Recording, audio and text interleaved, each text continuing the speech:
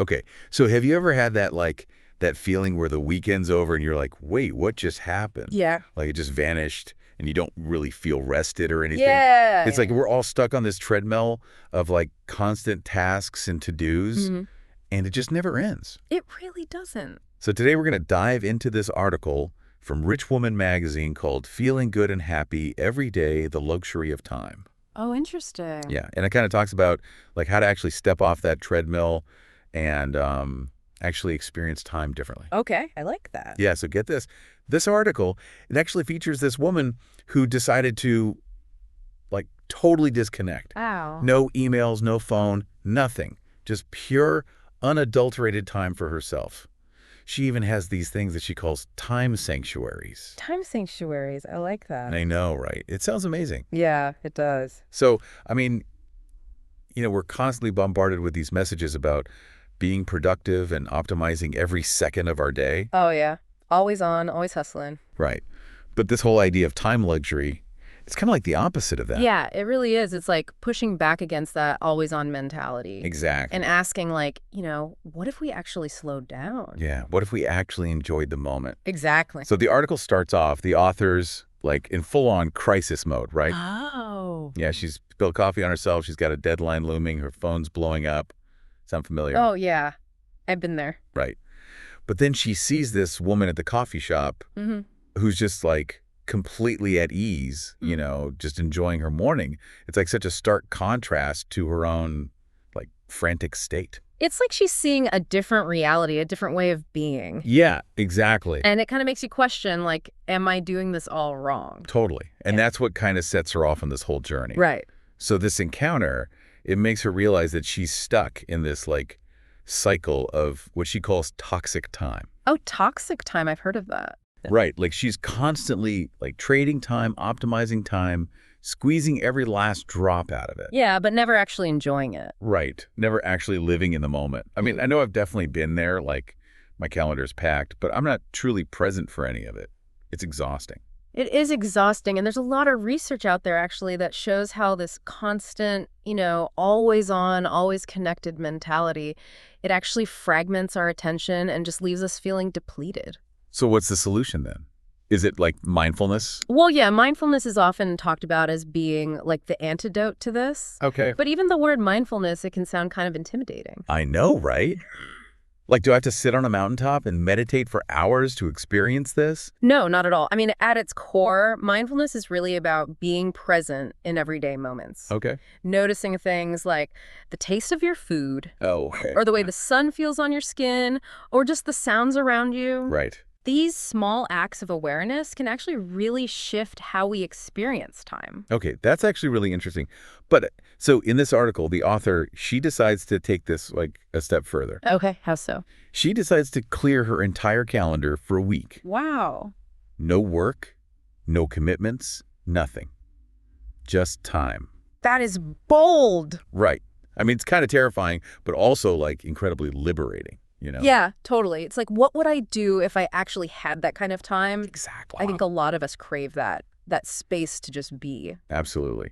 And that's when she discovers these time sanctuaries. So tell me more about these time sanctuaries. Yeah, so they're not like physical spaces, but they're these intentional pockets of time that she carves out for herself. Okay. Like these are moments where she can slow down, connect with her senses, and just really be present. I love that. So it's less about like adding more hours to the day Right. and more about like changing how we experience the hours we already have. Exactly. It's about quality over quantity. Totally. So imagine, like you have all the time in the world.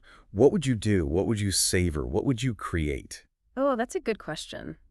I'd probably spend more time in nature, I think. Yeah. Just like being present with the trees and the birds and everything. I love that. And that's really what this whole idea of time luxury is all about. It's about reclaiming our time and creating a life that feels, richer and more meaningful. Yeah. And the article kind of suggests that anyone can experience this sense of abundance, regardless of their schedule or their circumstances. Absolutely. Mhm. It's about making choices, conscious choices, to prioritize things that bring us joy, peace, connection. Right. Because when we slow down and we become more present, time actually seems to expand. Yeah, it's like we're actually stretching out those moments. Exactly. So we'll pick things up in the next part of our deep dive. We'll explore these time sanctuaries in a lot more detail. Yeah, and we'll talk about how you can start creating your own. It's like they kind of ground us, Yeah. help us navigate all the craziness of everyday life, with more peace. Right, right. Have you ever noticed, like, even just taking like 5 minutes to just like sit and be quiet, it can like completely shift your energy? Totally. It's like you're hitting the reset button. The author of the article talks about that, actually. Oh, yeah. Yeah, how those time sanctuary moments, even on busy days, like made her feel so much more grounded and just energized. Okay, so let's actually dive into some of these specific time sanctuaries then.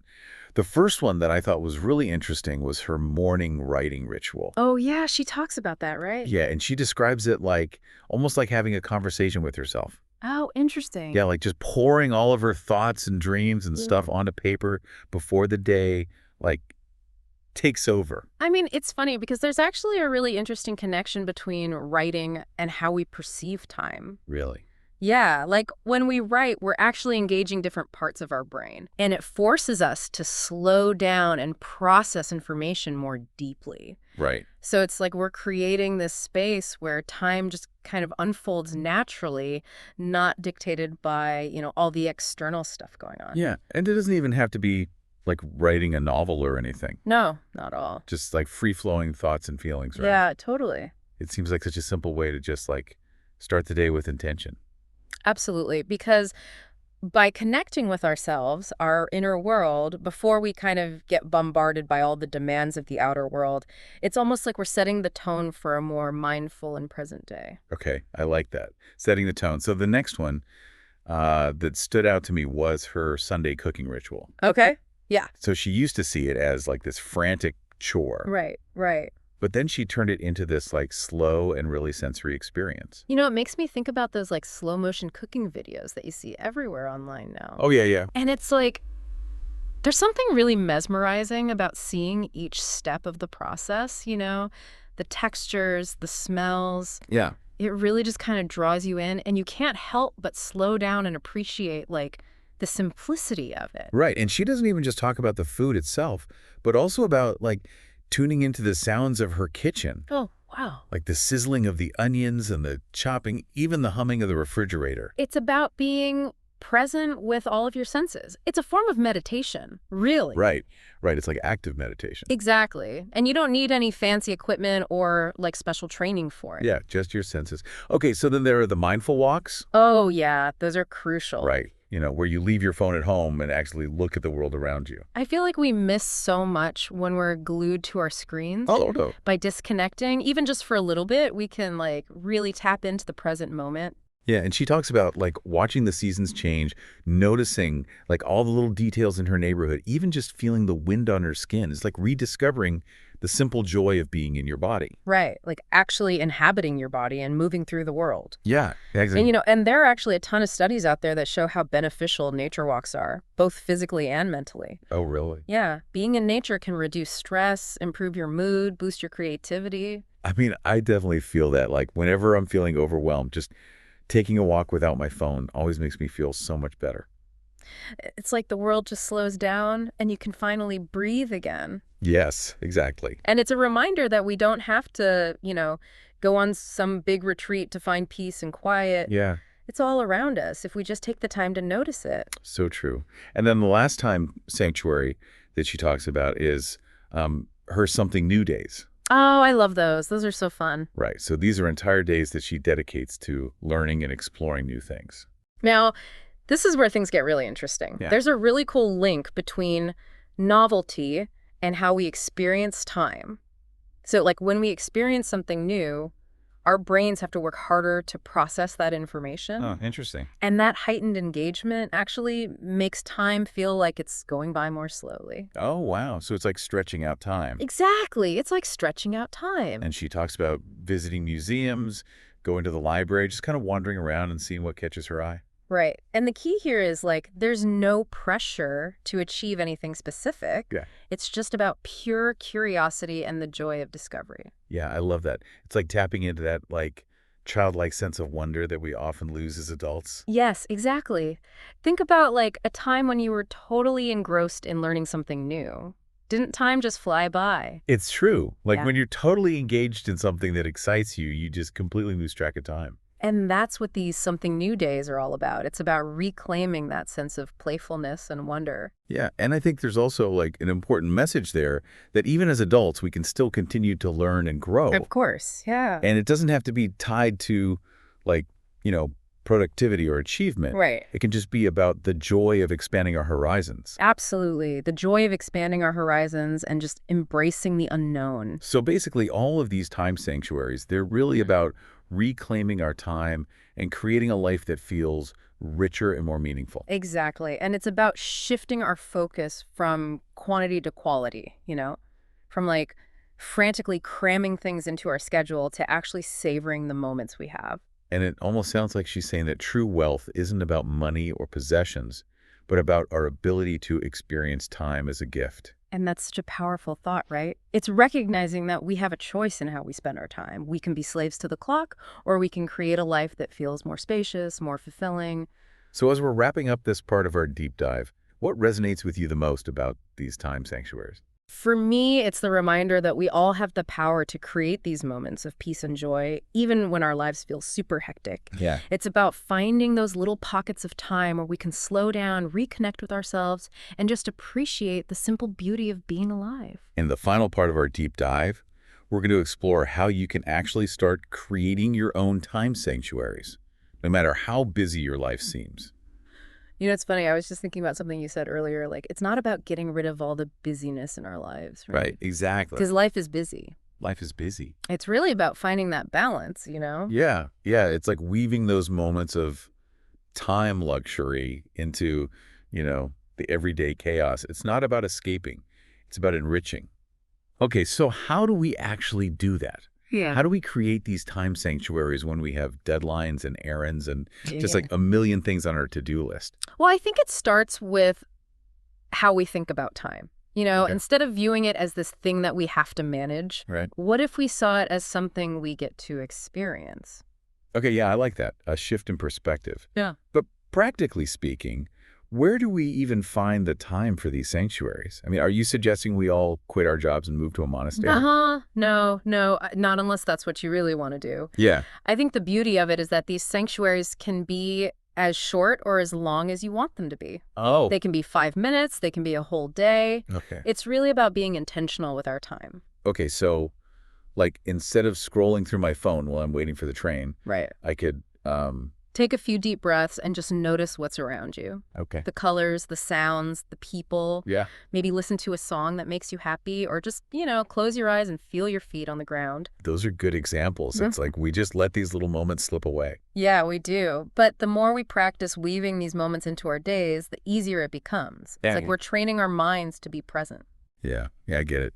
Okay, so what about those bigger chunks of time, like the something new days that we talked about? Those sound amazing. But a whole day, that feels kind of impossible right now. Yeah, I know. Think of it more as an investment, though, an investment in yourself. Okay. And it doesn't have to be a whole day. Start with an hour or even just 30 minutes. Okay. What's something you've always wanted to try but haven't made time for? Oh, there's so many things. Maybe learning to play the ukulele? Perfect. There you go. Yeah. It's about finding those things that light you up, those activities that make you feel truly alive, and giving yourself permission to actually do them. It's funny because the author of this article, she actually says that these time sanctuaries made her feel like she had more time, even though she was technically doing less. It's like a paradox, but it makes sense. Yeah. When we slow down and we become more present, we actually experience things more fully. Yeah. We're not just rushing through life on autopilot anymore. We're actually savoring it. Exactly. And when we savor things, they become more meaningful. Like they expand in our minds. Exactly. So it's not about finding more time. It's about making the time we have more meaningful. Yeah, I like that. It's about shifting our mindset from like scarcity to abundance. Instead of feeling like we're always running out of time, Yeah. we can realize that we actually have the power to create these moments of time luxury, no matter how busy we are. So for our listeners who are feeling inspired to create their own time sanctuaries, what advice would you give them? Start small, you know? You don't have to change your whole life overnight. Okay. Just pick one little thing you can do each day to be more present. Maybe it's enjoying your coffee in the morning, taking a walk at lunch, or spending 15 minutes before bed reading a good book. Right, right. And be patient with yourself. Building new habits takes time. It always does. And some days you'll fall back into old patterns, and that's okay. Just notice it and gently bring yourself back to the present moment. This has been such a great deep dive. It's really made me think about my relationship with time in a whole new way. I'm so glad to hear that. And remember, cultivating this time luxury, it's a journey, not a destination. Right. There's always more to discover and experience and enjoy. So go out there and create your own time sanctuaries. Find that abundance that's already present in your life. And until next time, keep diving deep.